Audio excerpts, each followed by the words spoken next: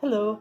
I'm back again with a new color, Undersea Green. I'm really excited by this color, and you will see why in a couple minutes. This color is a mixture of colors. This is on the side. It shows it's Series 1, the light fastness, and I'll talk more about that in a minute.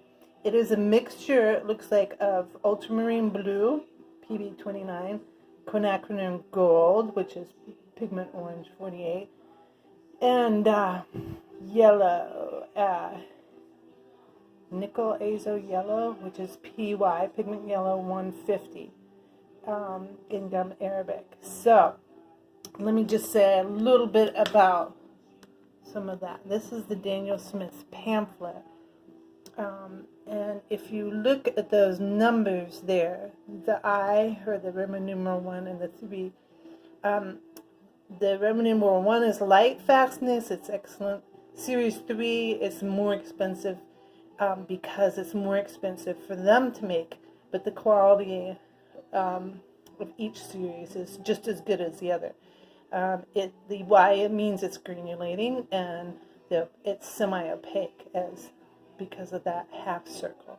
So this is Undersea Green, and those are the 3 pigments underneath it. So I'm going to do another landscape swatch, as I've done with each of these individual tubes of colors from Daniel Smith. Actually, there's a few more, but if you want to see them being done, you can look on my other videos. So the first thing I do again is just to wet it, 2/3 of it, not the whole thing, and then take some of the pigment. And I just remembered to show you, look at how these colors are already separating in the pan. I was playing with it before, and there's some blues and I don't know if you can see that, but some yellowies and some dark color. So those 3 pigments in there separate out. Okay, and let's see. We may have to poke this. Yeah, I poured this pan this morning, and it's been slowly drying out, and it's developed the skin. So then what we do a couple things. One of them is to run the paint, and I'm using it pretty much straight out of the tube. Run it across the line between wet and dry, and this will create the bottom of a tree line. So you can use the same technique. Ooh, there's my music. I decided to be louder for some reason. So then I'm just going to wet the brush that already has this pigment in it. And I didn't rinse out what pigment was in there.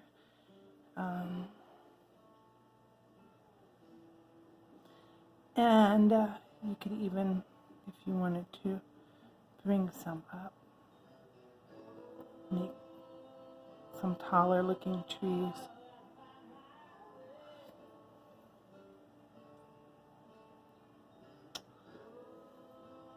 And then when you're satisfied with that, you can we'll do like a little landscape, make a little landscape out of it by putting a little cabin in the front. And so what I do for that is just get a little pigment and with my teensy little size 0 brush, and make the side of a cabin just like that. And it's got some snow on it, so we don't have to color the roof. And give it a little chimney again. I've been doing pretty much the same cabin for all of these landscape swatches, just for continuity. Give it a couple windows. Here, let's wipe some of this water off the sides. There we go. And then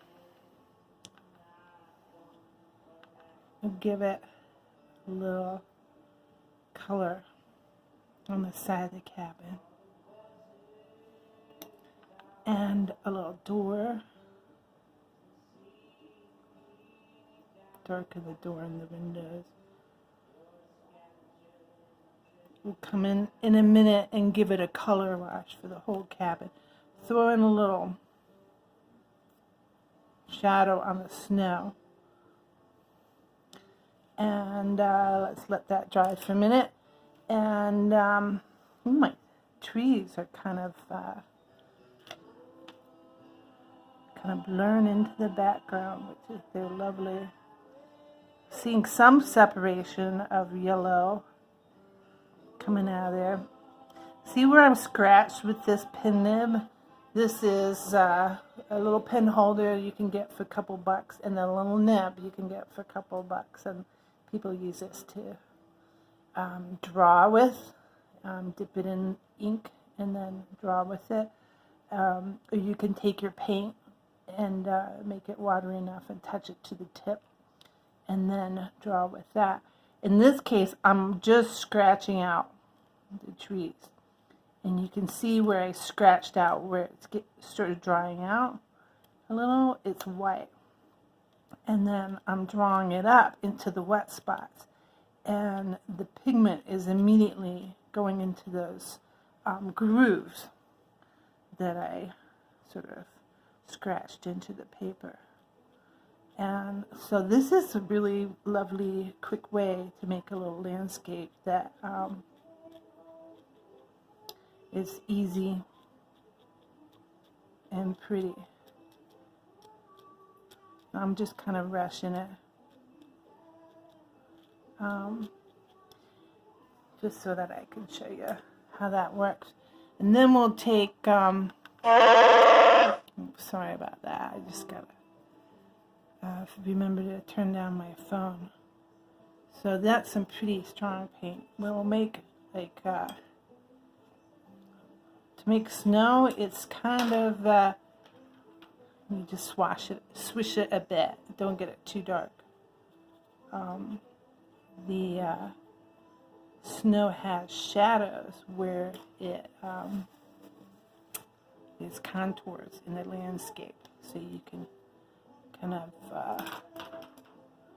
just swish it around, and it'll give the suggestion of that. And you can fuss more if you want, make little footprints. Then we will add, look, drop a little shadow on under the eaves.